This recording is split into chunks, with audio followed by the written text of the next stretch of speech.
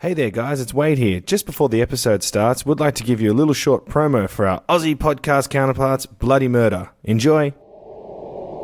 Hi, I'm Barney Black. And I'm Tara Saravan. And we do Bloody Murder. We're a weekly true crime podcast that focuses on some of the lesser known crime stories from Australia. And indeed around the globe. We're a comedy podcast with a dark sense of humour. But we're dead serious about murder and the people it affects. We find humour in some unexpected places. But never at the expense of the victims or their families. We've been described as the blue cheese of podcasting. Addictive, strong and satisfying. And a bit stinky. I am not. You know you are. Bloody Murder is available on your favourite podcatcher.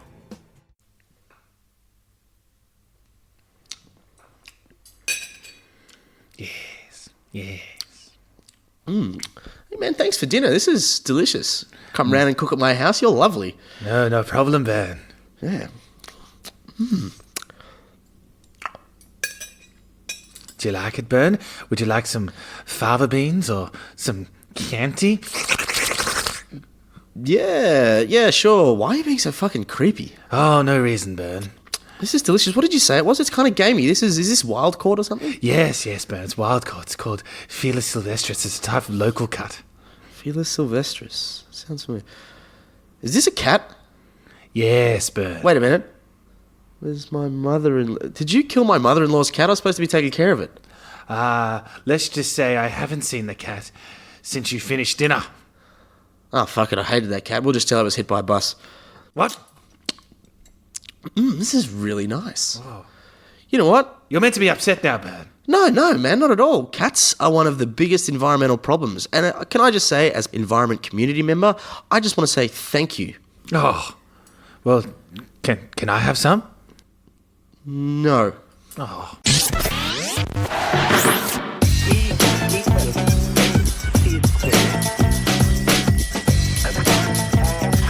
How hard this was to research and try and see how genuinely like I was doing work. I don't know where this is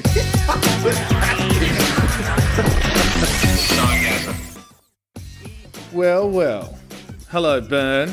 Hello, Are Wade. you pumped for a new week of science and breaking down misconceptions, being at the forefront, science communication, losing awards? Are you talking about our show? Yes. Okay, I understand the last bit, but... But yeah, I'm here, I'm ready to go. And I'm actually today we're revisiting an area I dabbled in a bit earlier, and I may have been a little bit wrong in some of my... Good, okay. Which Pre-game. one of the 9 seasons is that? Finally, it's about time we got something wrong. I know. No, I'll get into that in a little bit. Like, today we're going to be talking about hunting. Specifically, hunting. Hunting. More specifically, hunting. All right, so let me just say firstly, hunting involves killing animals. That would make sense, Yeah. yes. Actually, that's about the only thing that pro-hunting advocates and anti-hunting advocates agree on. Yeah. It's funny, do you remember we were speaking to Dr. Carl, and Dr. Carl was telling us about fishing. You know, people often think, oh, no, fish don't feel and all that type of stuff. Yeah. Apparently they do. So, I wonder if that's going to be considered fishing, like, as a form of hunting. Because that's what you're really doing, isn't it? You're hunting fish. I guess you are. I haven't, in this episode, considered fishing part of hunting. Oh, no. Maybe in some of the stats, yeah. I'm talking about things on land that you shoot or trap. Okay, cool. Yeah. So land hunting. More specifically, land hunting. Land hunting. Hunting for crap around the world. Yes. Not humans, though. No human hunting involved in this episode. No, that hasn't happened in a little while. Yeah, thank God for that. No. Although, like, really, if you were a hunter, that would be the game, wouldn't it? Like, if it was somehow legal and all that, as many movies have been made, like, that's the game, hunting humans. A Predator, for example. Like how people would be hungry for death, and they'd have a big game, and I'd call it Hunger Games. Oh, dear. Yeah. Yeah, possibly. Now, one of the things when you look at is hunting good or is hunting bad is that there are so many variables in the studies. That's, I have to admit, I was really against hunting to begin with, and I'm still against hunting. I think that... More of a moral or a scientific standpoint? Look, from my understanding, and obviously you're the one who's done the research into this, I haven't really done a lot, quite clearly. but I never really do. I would say that, I don't know, I think it's more of a moral thing, I guess. Like, I understand... Mate, fuck your morals. This is a science show. Yeah, no, but I understand that. I understand no one gives a shit about my opinion. But, let me give you my opinion. But I really feel as if, like, I understand hunting for purposes of, say, like, lessening the number of a species or something like that, like mitigation, and all that type of stuff. I get that. I understand why, you'd be hunting, say, goats on the Galapagos Isles. Yeah. Yeah, I understand that.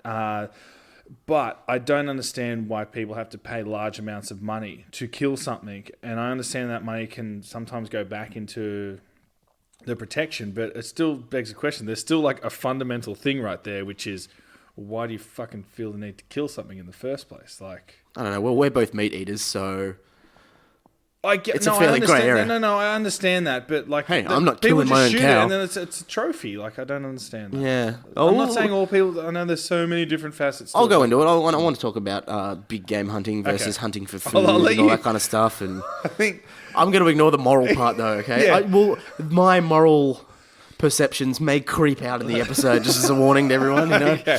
But look, I think I'll let you talk about the science before I start giving more of my opinion. I'm like, well, fuck your science. Here's my opinion on the issue. Well, that's right. There might not be any real conclusive science on this, though. Like I said, the variables are so wide. So there's no real is hunting good, is hunting bad answer. Because if you think about, firstly, it depends on what species you're actually hunting. And then when you think about that, there's heaps of different breeding rates, so how quickly they can produce young, if they've got breeding seasons, how many offspring do they produce? Do they producing one or two offspring at a time, or do they produce like a full litter or something when you're talking about hunting different things?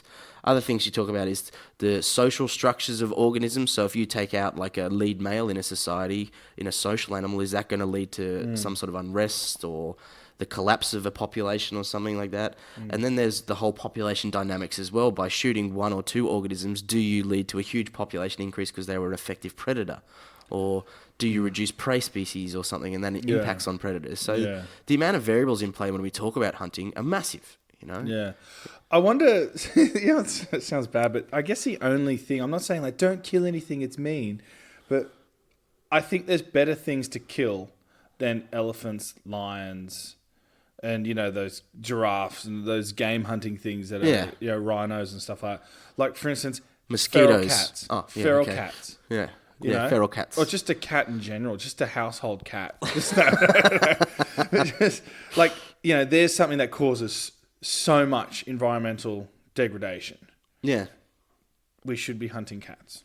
Well, that's true, but there's also those big game animals they might be old or sick as well. And like our past episode we did was on the complications associated with conservation, and we discussed big game hunting in that, and that's like going out and shooting rhinos or whatever in Africa, and at the surface, it certainly seems like a well-managed and organised expedition could produce benefits for local communities as well as ecosystems. If you have an old, sick rhinoceros, shooting that means that there's going to be a huge amount of money come in for a local community. That's producing bushmeat for a local community as well. True. It's also reducing the likelihood of maybe if it's a diseased organism spreading that disease as well. Very true. Now, so once again, I'm going to shut the fuck up. I'm going to let you talk science. No one gives a shit about my opinion. Those are the benefits of having a well-organised and well-managed expedition, and now the catch being the well-organised and well-managed part.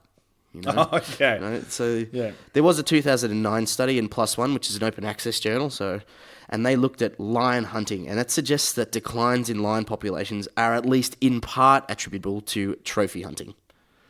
So they say, lion populations are going down, and hunters are probably a significant part of that. Did they address the fact that it may be declining significantly more had they not?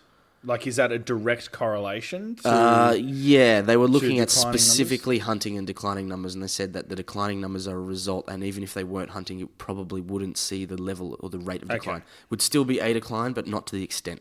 Okay. Now, they reckon that at the core of this issue with the hunting is an unscientific basis of quota. So they have a certain quota that they're allowed to kill every year for lion hunting, and they pay a certain amount to the governments. But a lot of the governments have their quotas based on no research at all. And generally speaking, these quotas kind of always lean towards the excessive side as well. There's also a lack of age restrictions. So, like, if you're killing a really old, sterile lion, you're not really going to impact the birth rate or anything like that. Okay? So, but there are no age restrictions on many lions. And there's also times where hunting trips go for prolonged periods of time because that hunter is so determined to catch that lion.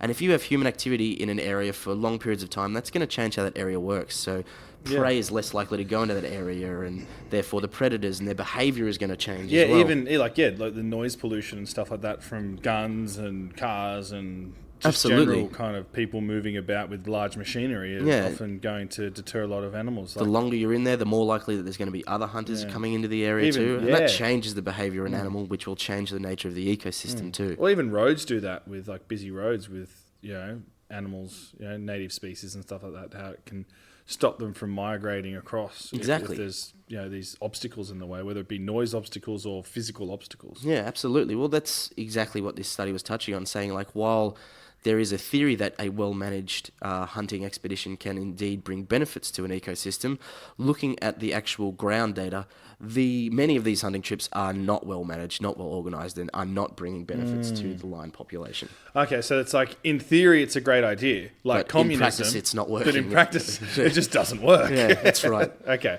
Now, if we have a look at some of the pros of hunting, though, like some of these theory ideas, so some of the pros of hunting, especially highlighted by advocates, include what you were saying, like population control, which can be true like kangaroos in Australia, for example. We can often get huge populations of kangaroos and they can lead to damage to the environment and outcompete other species and things like that. And farmland and stuff like that can cause all problems to, Absolutely. crops. We get a lot of prosperous times, a lot of rain, which means there's a lot of food availability, and then kangaroos, they will breed based on the conditions available, and they can actually pause their breeding. So if conditions are good, kangaroos breed really, really quickly. But can't they actually, correct me if I'm wrong, can they actually hold on to the baby for longer? They have a thing called a diapause where they can pause their pregnancy in case conditions are bad and then restart it again as well. That's so awesome. It is, but that means that when conditions are good, they go crazy. They can have two fetuses going at the same time at different rates. So one's really early, one's a later fetus as well. Yeah. So they can pump out kids if they need to, kangaroos, which is I'd amazing. have to say, though, I'm glad humans can't do that, because then we wouldn't have quality TV shows like Teen Mum.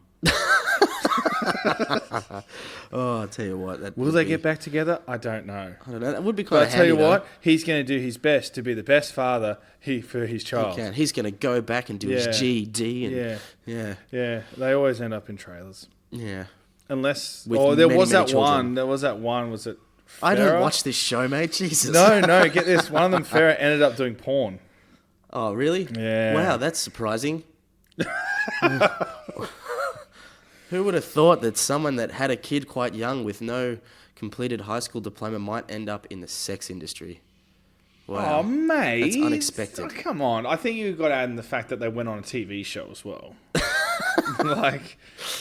So you're saying they're comfortable in front of the camera? Yeah, No, but it's only one. There's been a whole bunch of people, and I think you owe the single mums out there an apology, Bert. A lot of those single mums didn't go into sex work, but I think there'd be a higher rate of people going into sex work when they put themselves in that position. And don't get me wrong, I'd like to apologise more to the sex workers out there that are doing it by choice because they love their work. Good on you. I hope you stay safe. Anyway, back to hunting. Hunting of a different nature, you might say. Now, like, if we look at the kangaroos, maybe hunting is a good option there when their population goes crazy, right? But the reason that their population does go crazy and take over is really because of Western farming practices, where we've cut down a lot of forests. We've given a huge advantage to the kangaroo, put out a lot of grassland, which is like, their zone. And that's what's kind of led to the overpopulation as well.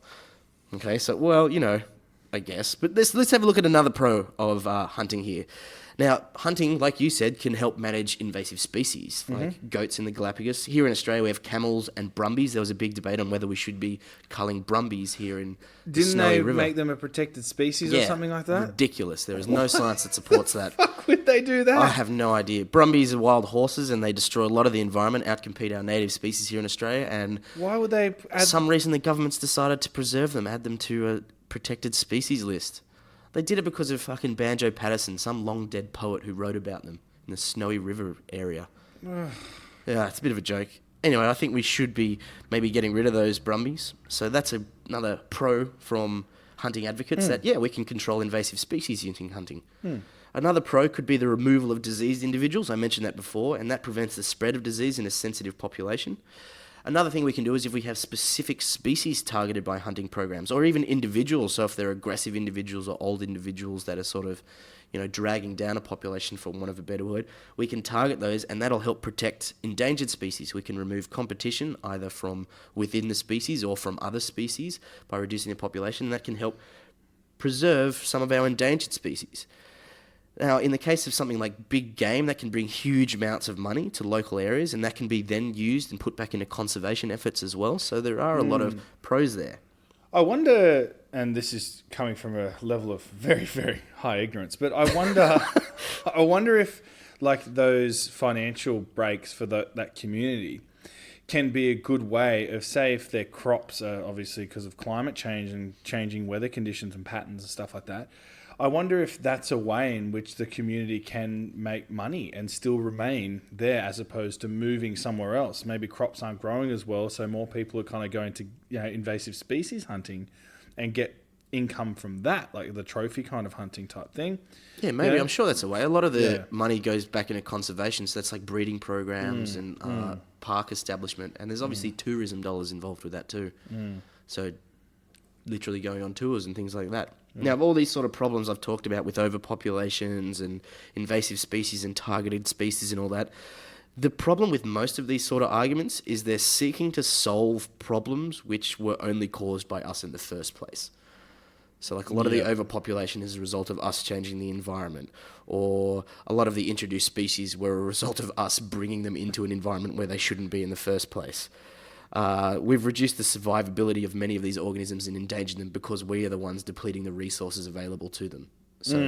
So hunting isn't a way of fixing the problem. The problem lies with the actual original kind of processes that we put in place, which caused all this degradation. Maybe we should fix the original problem we caused rather than bringing in hunting as a potential solution. And that could lead to further shifts in populations and things we might not see coming and stuff like that. Now, there's stuff like the example being the goats on Galapagos or invasive species. There's not much we can do to prevent that except to hunt them. We can fence areas and try and restrict their movements, but to actually remove them from an environment, really hunting is probably the only answer for some of that stuff. And that kind of hunting for environmental preservation or species welfare is what they call therapeutic hunting. It's a nice ring to it, doesn't it? It does. Now, a lot of the therapeutic hunting is guided by science, so population control and ecosystem dynamics and stuff like that. The other side is things like sport hunting, and that's largely driven by money, and that invokes pseudoscience to support its ideas. So like we were saying with the big game hunting, here's the theory and everything, but when we actually go and analyze the data, in practice, maybe it doesn't actually work that well. So I guess that's the thing, isn't it? There's nothing's, as we go on like every week, nothing's like black and white, it's always great. And yes, in theory, this would be great, but that also requires everyone to, play by the rules. And you look at taxation, stuff like that. In theory, the way in which it's set up is all right, but however, there are loopholes, and people find those loopholes and they exploit them. Exactly. As soon as you get money involved, it seems that there's a way to corrupt There's always, okay. Yeah. So what you're saying is, in many of the cases, like in theory, it's a valid idea, but in a lot of cases, they're not implementing these strategies correctly. Exactly. And they're taking shortcuts. And exactly. And a lot of the time, don't get me wrong, it might not necessarily be the hunter's fault. The hunter could actually have the best intentions for the species at heart. So going and big game hunting in Africa, they can spend hundreds of thousands of dollars to go and shoot an elephant, and they've been told that this elephant is past its prime, it's actually turning aggressive and has been attacking villages, it's a lone elephant, it doesn't exist in a group. Taking out this elephant will actually lead to benefits for the community and the wider population as well. So that hunter goes, great, I will pay that money, I'll go and shoot it. Yeah. But it might be some shyster who's just managing to pocket the $200,000 himself. He's not putting it back into conservation efforts. Yeah, okay, so the money's not going to... Yeah, gotcha. And we don't know that. And it's not the hunter's fault, it's this one guy taking advantage. Whereas when you look at things like invasive species and hunting involving those, the things that are guided by science that don't have that monetary incentive, then there is more of an argument that that would be a more successful way to hunt, or for people to get the same. I don't really get it, but get the kick out of shooting something. Yeah, I personally, in my personal opinion, I can't see I don't get it either, but each to their own. It is my goal in life to never fire a gun. Yeah, I fired a couple of guns at targets. It was all right, I guess. Yeah, probably, tick. I've done that now. Yeah, for me, I don't know. I just don't want to. I want to live my life going, I've never had to fire a gun or never needed to fire a gun. It's like holding a hard dick that can kill someone. Well, if it's like holding a dick, I'm there. Yeah, that's right. Jeez, Wade, you dress like Rambo. It's just like...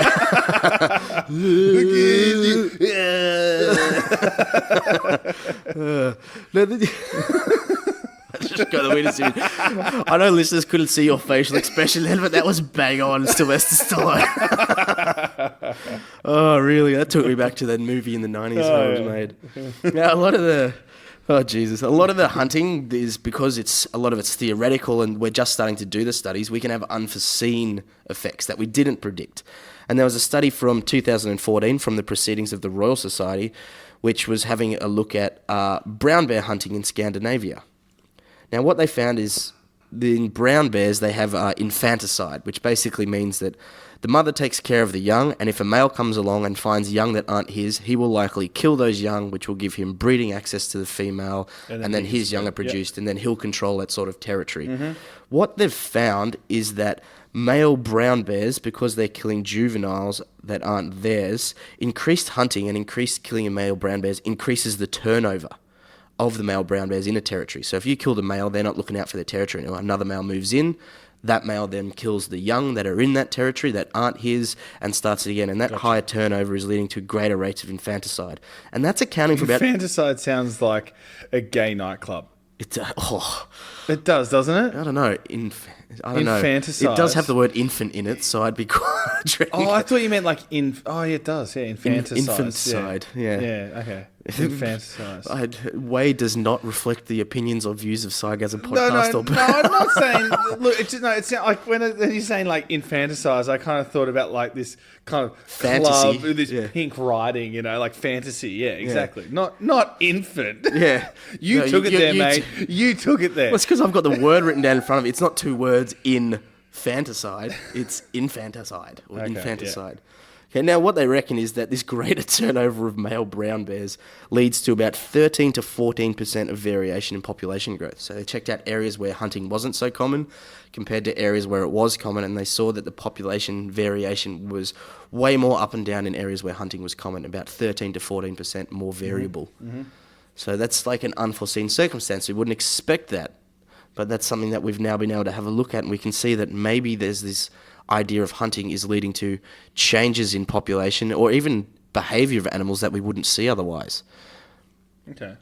You're less likely to breed if you're a female in these areas too, because you're more busy trying to survive and not get shot than in areas where hunting isn't there, where you can breed and produce your young. Just relax, have a good time, yeah. Put on some Barry White.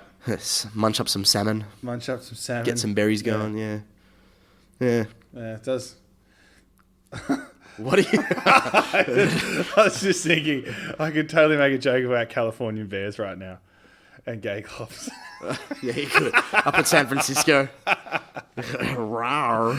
Californian bears going to infanticide. Now, that was over in Scandinavia. So if we jump over to a 2014 study out of Bolivia, and what they were looking at was habitat fragmentation and then comparing that to hunting practices as well. And what they found that is there was no positive effects on species abundance at all. They checked 12 different sites in the Bolivian rainforest, and of those 12 sites, they saw negative effects in 5 of those sites on species abundance when you took into account fragmentation and hunting. Mm-hmm. There was negligible or not much different effects in the remainder of those sites. Now, the authors of this say that these kind of studies, when you look at habitat fragmentation as well as hunting, need to be analysed together. So habitat fragmentation and hunting need to be considered together in these sort of areas where they are hunting and cutting down forest. Because if you're just analysing the cutting down forest, you're actually coming to the wrong conclusions. And they're saying a lot of species abundance is being blamed on habitat fragmentation, where there's this extra effect taking place of hunting as well that we don't take into account in a lot of studies. There's more than one variable in this equation. Exactly, and that's leading to the effects of fragmentation being incorrect in a lot of conclusions of these studies too. Yeah, that makes sense. Yeah, it's quite interesting when I started to get into this into depth with a lot of this stuff.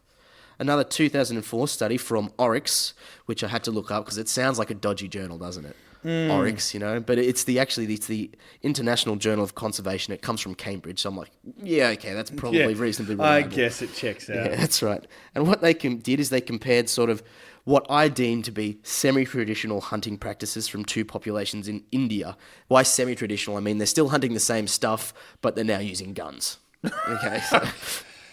And what they did... Semi-traditional. Yeah, we're still after the same animals, but instead of using bows and arrows and spears, we're now shooting them. Yeah. Okay. Now, what they had a look at is these two populations. They looked at two areas, and one population of people hunted using guns in the daytime. The other population hunted at night and used traps instead. So two different hunting methods in similar sort of forests.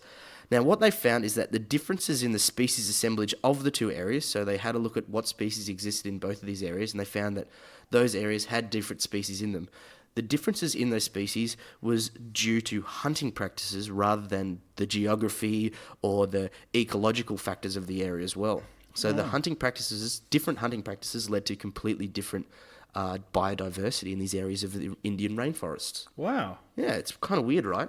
Yeah.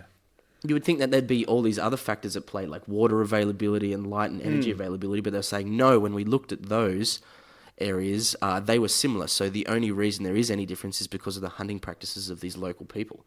Now, there was another study that came from the Royal Society in 2016, which looked at global trends in hunting terrestrial mammals. And it basically says that hunting for bushmeat and basically medicine. I was trying to make it sound nice, but it's basically people who think that tiger penis and rhino horns and stuff are effective. Worst. Yeah. Yeah, there's no way I can say that. So bushmeat I can kind of understand because you're feeding it, but bush medicine, that's a bit bullshit. Anyway, hunting for bush... It's a fucking crock of shit. Yeah, it's really sad, isn't it? Fuck those guys. Fuck those guys.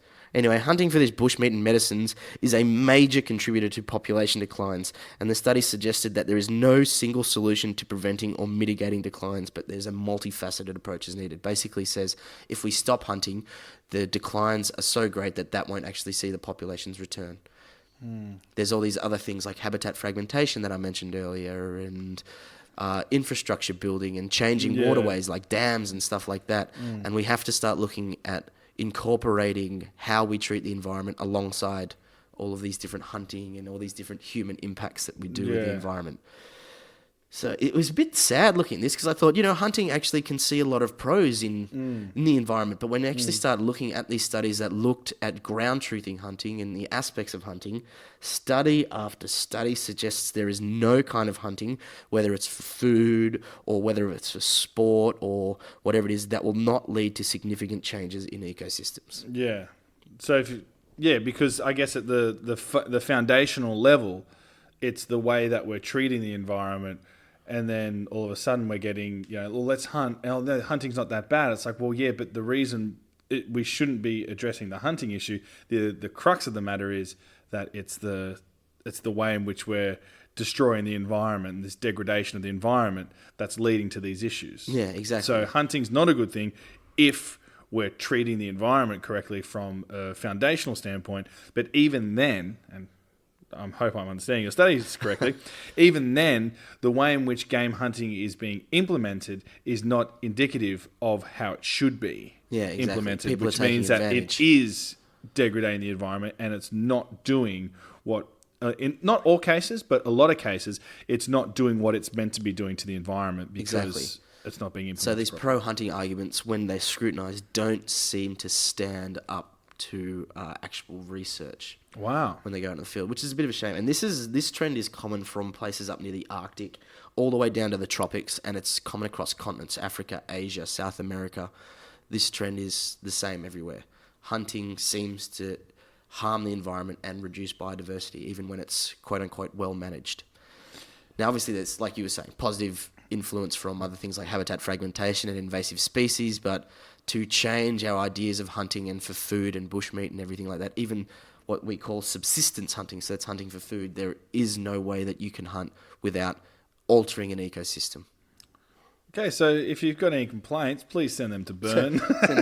Well, the thing is, I think people are starting to notice this. If having a look at support for hunting in the US, it has been going down. About 15% of Americans said they were regular hunters in 1996. This is according to the USGS, the US Geological Service.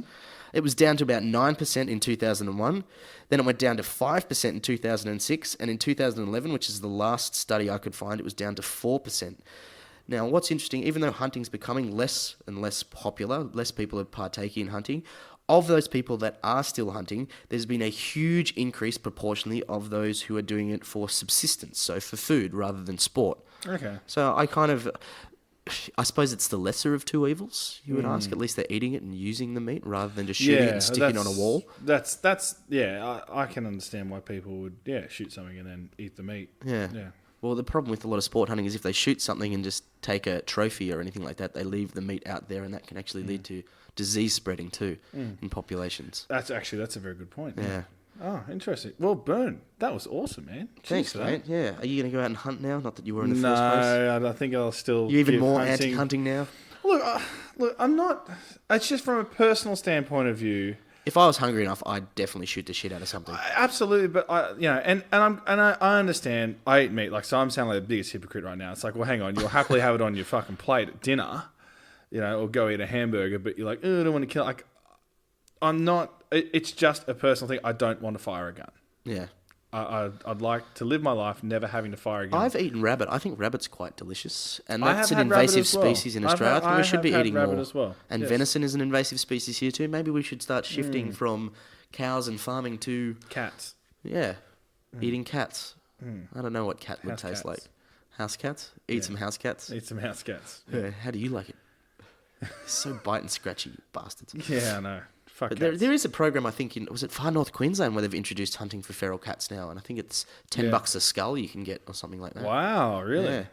Yeah. Look out for all those North Queenslanders listening to the podcast. Make sure your cat's locked up at night. Do not own a cat in North Queensland. Yeah. Well, thank you very much, Bern. Once again, if you would like to subscribe to our podcast, we're pretty much on every podcast platform.